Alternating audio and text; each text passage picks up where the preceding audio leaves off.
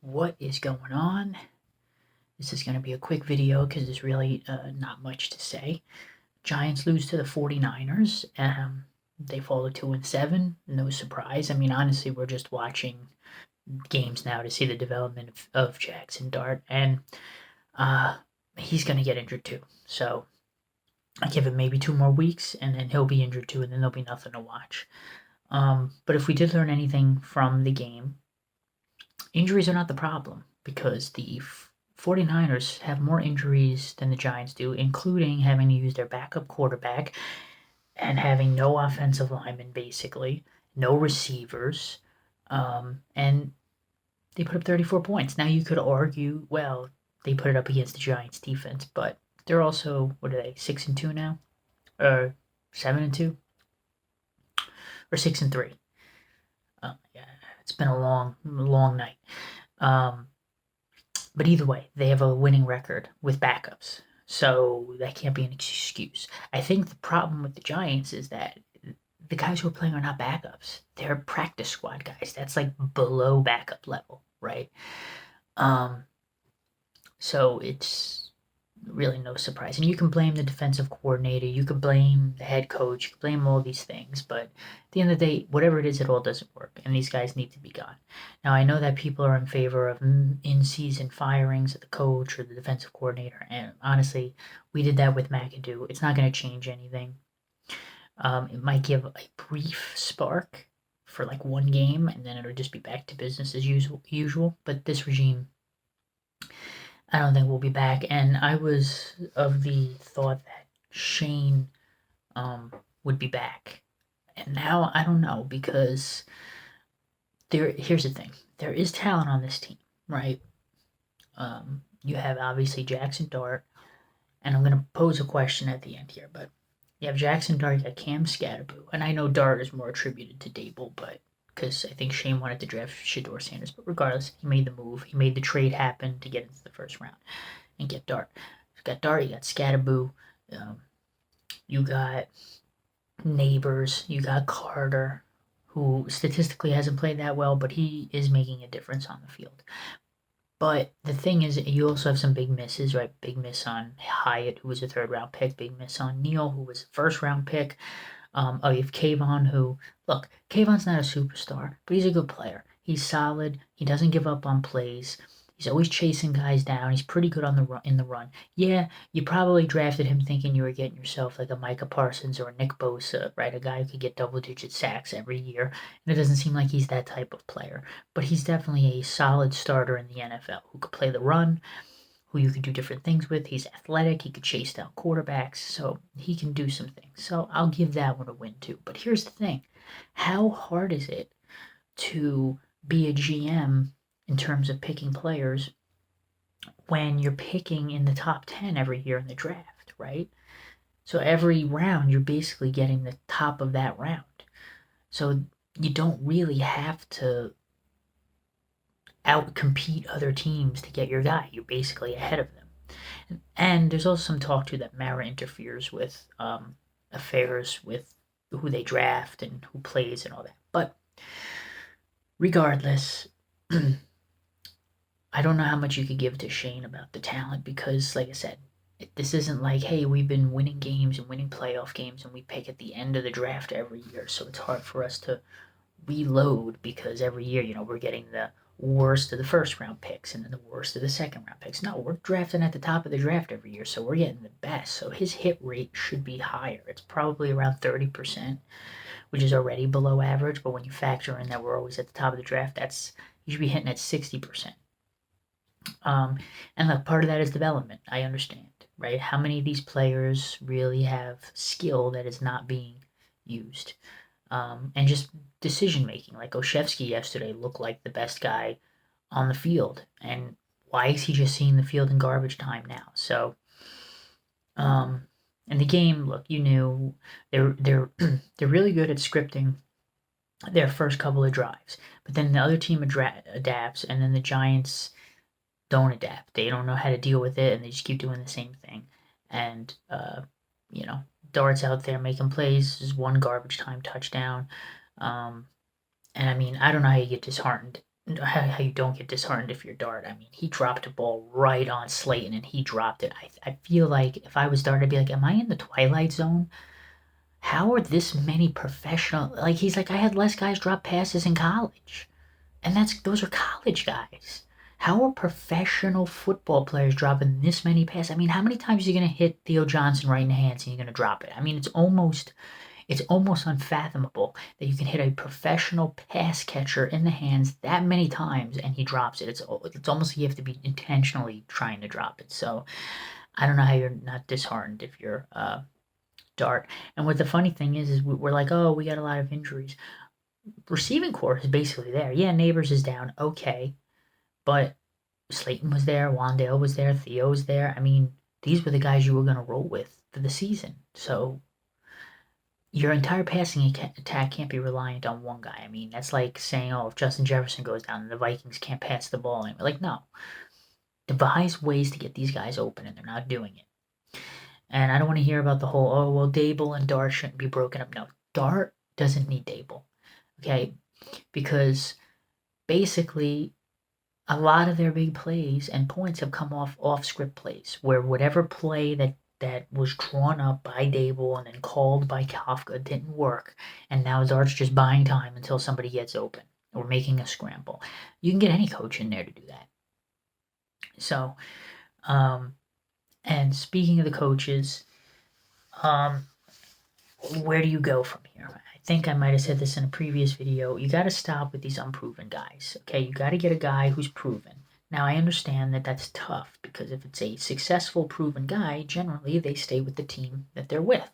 Who is usually available? Well, it's guys that had bad seasons, the team wasn't very good, or they're coordinators that are trying to get head coaching jobs. So, but there are a few options out there. Obviously, there's been talk if Harbaugh leaves the Ravens or Tomlin leaves the Steelers. I don't think either of those guys are going to leave, and we don't even know if they'd want to come here, but I don't think that's an option.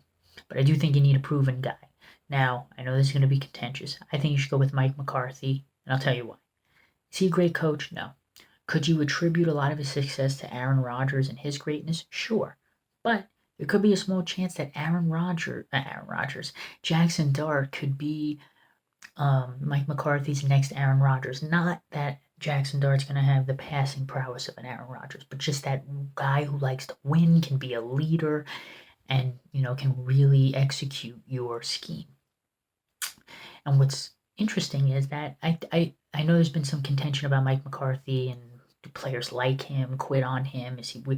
But he's been a good coach. He's won wherever he went, and he got let go in Dallas not because he had horrible records, but because they're in a different weight class. Okay, they're in the weight class of we got to win playoff games and Super Bowls, and Mike McCarthy was not getting it done, so they let him go. We're not at that point yet. We're at the point where we just want to win consistently and be competitive, right? Have a winning record, be 9-7, or 9-8, 10-7, and be competitive in the games we've lost and look like we actually know what we're doing. That's it. And I think Mike McCarthy could get us to that tier. And who knows, maybe with a guy like Jackson Dart could push him over to another Super Bowl.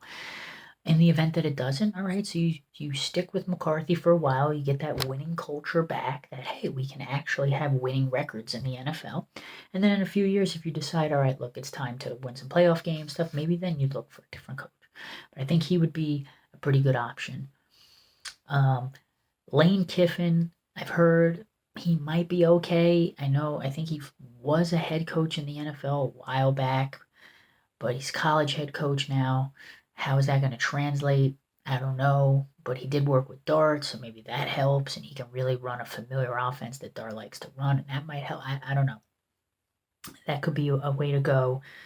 I'm not really into Gruden is out. I mean, just the way he is, and he hasn't been successful, right? He got signed to the Raiders for 10 years to turn their team around, and he got fired after 5 or 4 because he stunk. So he's out.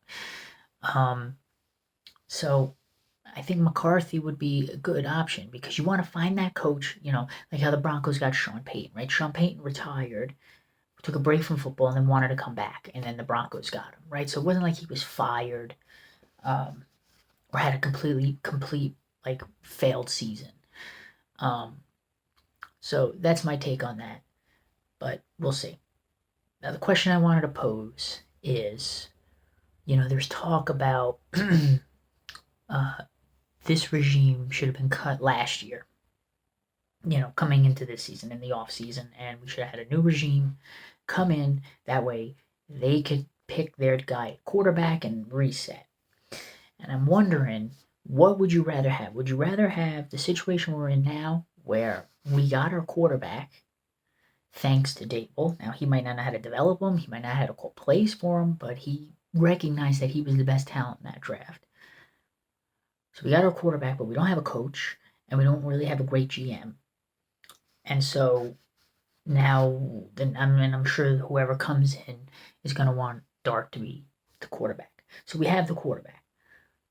So are we happy we kept Dable and Shane to at least make the deal and pick the right talent to get Dart in here, and now we'll deal with getting the right coach in here for next year? Or would it have been better to get a different GM and a different coach to start this year, and we don't know who they would have drafted? Maybe they would have also liked Dart and got him, but they maybe would have liked someone else. Maybe they would have liked Shedeur Sanders, who Shane wanted to get. So then we would have a new regime with a new GM and coach, but we'd have like Shedeur Sanders as our, quarterback. And to be fair to him, we don't know if he's good or bad yet because he hasn't really played that much in the NFL, but we could probably assume he's not as good as what Dart has been. So are we happy? Is it a consolation that we kept this regime and they delivered us Dart, and now they'll be out and we'll just get a new regime in that could work with him? Or would it have been better to just swap out this regime in the beginning and hope that they would have found the right guy at quarterback? I don't know. If it means that Dart becomes the next, big quarterback for the Giants and for the NFL, and, next year we get at the very least, the new coach, and maybe the new coach and GM, and we start winning games and we can get to the playoffs and do all of that, then all is forgiven, right? All these years of misery is all forgiven, and it was all part of that roaming around in the desert to find our quarterback, right? Like we did in the 90s until we found Eli Manning. From Phil Simms to Eli Manning. So now we've been roaming around from Eli Manning to now.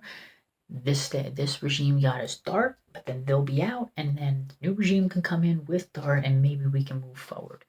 And then all of this will be forgiven, these bad seasons. Would it have been nice to do the Eli Manning route where it's like you got the GM, the coach, and the quarterback all in the same tenure? Yes. But, this is life, and everything doesn't always work out perfectly. But I'll take being delivered the next franchise quarterback, hopefully. I mean, things can change, but hopefully. And then, we'll get the coach and GM next year and push from there. So those are my thoughts. I don't have much thoughts about the game specifically because it pretty much played out exactly how you would think it would play out, with all the injuries and the bad coaching and players quitting. It's basically like the 49ers were able to do whatever they wanted. Christian McCaffrey was running up and down the field. Mac Jones was just hitting open receivers. And, somebody had made a point too, was like, oh, the Giants were catching up there at the end. It wouldn't have mattered.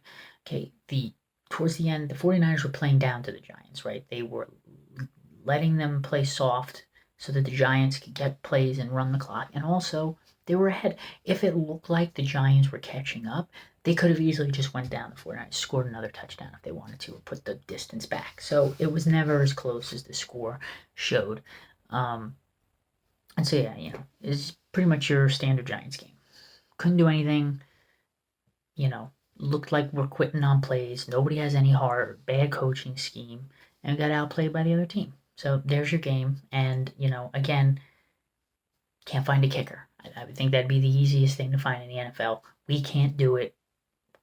We have no clue how to do it, where to find one. And then he has the gall, the kicker, to say after the game, well, I made a lot of kicks here. I probably only missed 3 kicks in the last few years. You know why you've only missed 3 kicks in the last few years? Because you don't play any games. Because you're injured all the time. That's why. How many kicks have you made in the last 3 years? 5? Wow. We're paying you like $6 million a year. Get out.